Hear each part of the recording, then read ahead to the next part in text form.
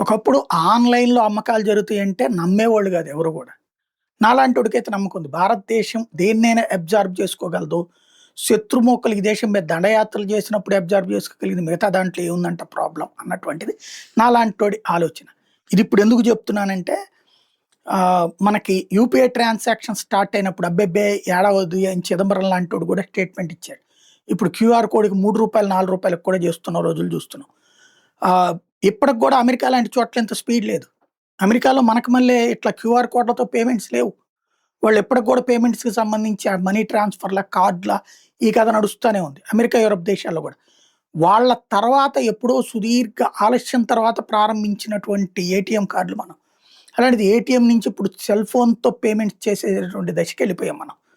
ప్రపంచానికి ఒక కొత్త దశ, దిశ నేర్పాం. చదువు రాని వాడు కూడా ఈ మధ్యన పేమెంట్లు చేసేయగలుగుతున్నారు. ఏ ప్రాబ్లమ్ లేదు. ఇండియాలో ప్రతి ఒక్కళ్ళు ఈ సిస్టమ్ మీదనే ఉన్నారు.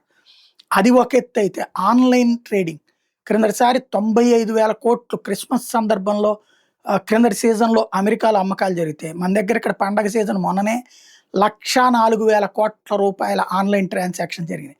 ఎస్పెషల్లీ సెల్ ఫోన్‌లు, ఎలక్ట్రానిక్ వెరైటీసు, బట్టలు అన్నీ ఆన్‌లైన్‌లోనే కొనిపడేస్తున్నారు.